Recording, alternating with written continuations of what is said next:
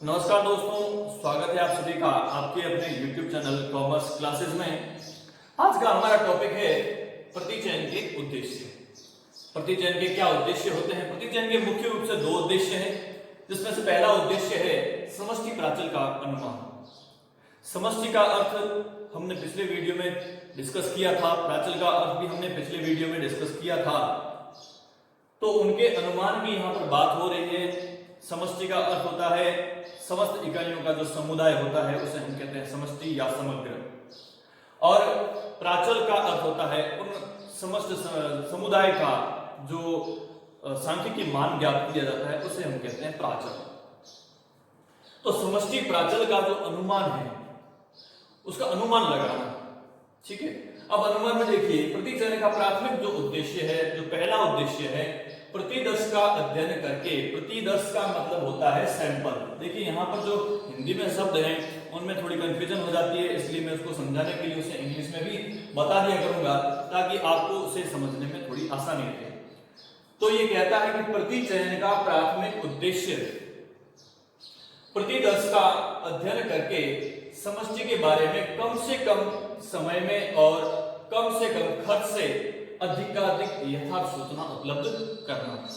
मतलब हमारा जो सैंपल लेने का जो उद्देश्य होता है उसका मुख्य उद्देश्य यही होता है कि सैंपल लेकर हम उसका अध्ययन करेंगे और अध्ययन करके कम से कम समय में कम से कम खर्च पर अधिक से अधिक सूचना, यथार्थ सूचना हम प्राप्त कर सकें। तो जैसे देखिए हमने इसके ऊपर एक एग्जांपल लिया था कि जैसे गेहूं का हम बैग ले रहे हैं, तो उस पूरे बैग का जो हमें रिजल्ट पता करना है कि इसमें गेहूं किस प्रकृति के हैं, कैसे हैं, क्वालिटी कैसी है, तो उसके लिए हम पूरा बैग है उसको न देखकर उसका एक सैंपल लेते हैं और उसी सैंपल से हम पूरे के पूरे बैग की जांच कर लेते हैं, उसका रिजल्ट निकाल लेते हैं। तो यही होता है कि सैंपल लेने का मुख्य उद्देश्य क्या है? कम से कम समय में अब हम उस बैग में से थोड़े से गेहूं लेकर के केवल उस गेहूं को देखकर हम पूरे बैग की जांच कर सकते हैं कम से कम खर्च पर, ठीक है, और अधिक से अधिक यथार्थ सूचना, फैक्ट इंफॉर्मेशन हमारे को उससे मिल जाती है। हम उस पूरे बैग में से यदि थोड़े से गेहूं लेते हैं तो उससे हमें पूरे बैग की जानकारी मिल जाती है कि इसमें गेहूं कैसे हैं। तो पहला जिनका उद्देश्य यही है। अब देखिए इसका कुछ और भी एग्जाम्पल दे रखा है। दूसरा एग्जाम्पल यह है कि यदि प्रतिदर्श के आधार पर यह कहा जाए कि विश्वविद्यालय छात्रों की मध्यक ऊंचाई 162 सेंटीमीटर है, ठीक है। अब देखिए प्रतिदर्शक है, तो प्रतिदर्शक के बारे में भी हमने पिछले वीडियो में इसका एक स्पेशल वीडियो बना के रखा है कि प्रतिदर्शक क्या होता है, प्राचल क्या होता है, समष्टि क्या होती है।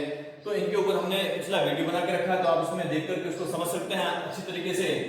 तो प्रतिदर्शक के आधार पर यह कहा जाए कि विश्वविद्यालय के छात्रों की मध्यक ऊंचाई जो है, एवरेज जो हाइट है वो 162 सेंटीमीटर है। तो यह समग्र का एकल अनुमान कहलाएगा।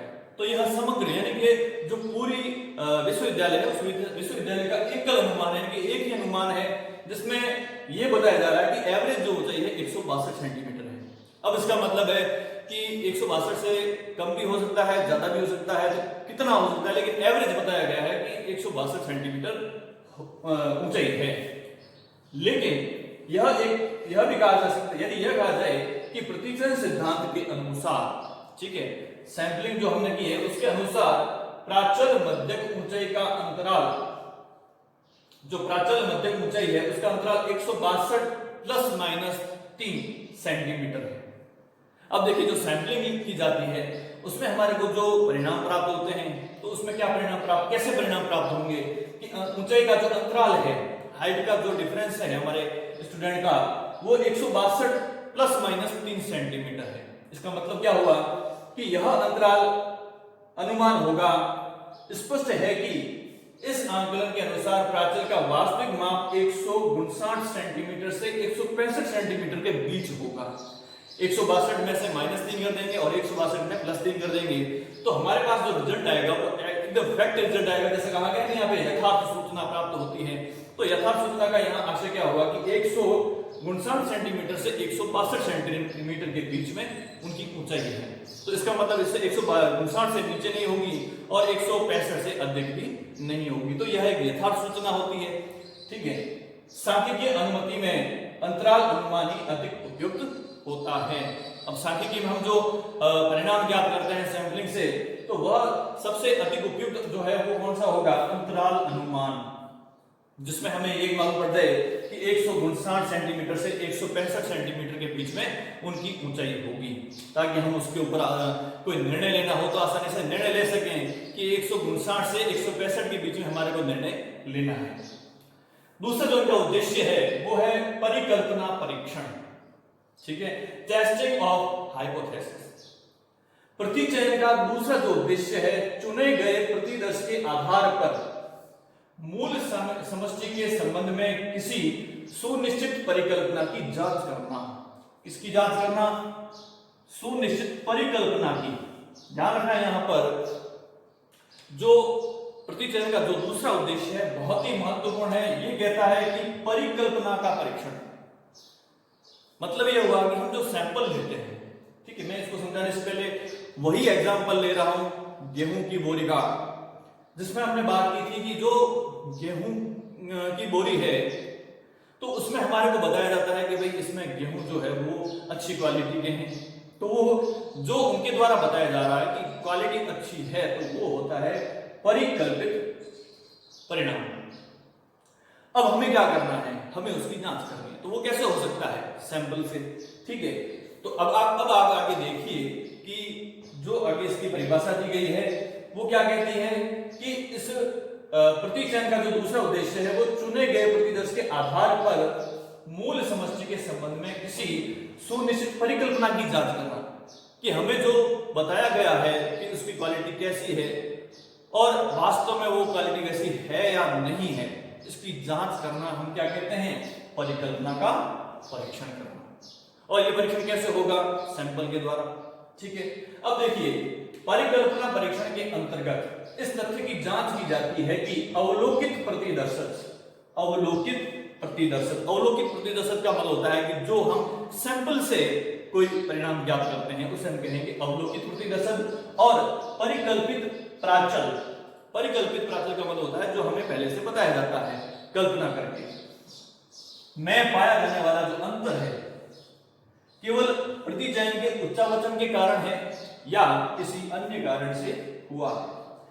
अर्थात जो सैंपल है, हमने जो रिजल्ट निकाला और जो हमें बताया गया है, उन दोनों में जो अंतर है वह अंतर क्या सैंपल लेने में ही जो हमारी ऊंच नीच हुई है उसी से थोड़ा सा डिफरेंस जो आया है वो उसी वजह से आया है, क्या वास्तव में कोई उसमें बदलाव है या वास्तव में किसी अन्य कारण से वो सैंपल नहीं मिल पा रहा है। तो उन दोनों का जो परीक्षण किया जाता है वो इसमें उस परीक्षण करने का जो उद्देश्य होता है वो किसका उद्देश्य है? प्रतिचयन का उद्देश्य है। नहीं तो क्या होता है कि हम जब बैग लेने जाते हैं गेहूं का, तो जो हमें बताया जाता है और सैंपल में हम जब चीज लेते हैं तो उसमें थोड़ा सा फर्क आ जाता है। तो थोड़ा सा फर्क आने पर एक ये भी हो सकता है कि हमने जो सैंपल लिया है तो सैंपल लेने में हमारे पास में कोई ऐसी असावधानी बरती गई हो, और एक स्थिति ऐसी होती है कि जैसा हमें बताया जाता है और सैंपल लेने पर वैसी चीज हमें नहीं मिलती है, तो इसका मतलब है ये कोई और कारण है, जो क्वालिटी बताई जा रही है वैसी क्वालिटी उसमें नहीं है। तो इस प्रकार का जो परीक्षण किया जाता है वो कहलाता है परिकल्पना परीक्षण। आगे देखिए, ऐसी प्रक्रिया जिनमें यह निर्णय लिया जाए कि पूर्व निर्धारित सांख्यिकीय परिकल्पना, जिसकी मैं बात कर रहा हूं कि गेहूं की बोरी की जो हमें रिजल्ट पहले से बताया जाता है, पूर्व निर्धारित है, को स्वीकार किया जाए या अस्वीकार किया जाए। जो हमें पहले से बताया जा रहा है वो उस बात को या उस रिजल्ट को हम स्वीकार करें या नहीं करें, और वो स्वीकार हम कैसे करेंगे? हम सैंपल के द्वारा उसको स्वीकार करेंगे। और अगर वो वैसा जैसा बताया जाता है परिकल्पित है वैसा नहीं होता है तो हम उस पूर्व निर्धारित परिकल्पना को स्वीकार नहीं करेंगे। या जिनसे यह निश्चित किया जाता है कि अवलोकित प्रतिदर्शक और प्रत्याशित परिणामों में पाया जाने वाला अंतर सार्थक है या नहीं। जो अंतर पाया गया है वो सही अंतर है या नहीं है, इसी गणना करने की जो प्रक्रिया है उसे हम परिकल्पना परीक्षण, सार्थकता परीक्षण या निर्णय नियम कहते हैं।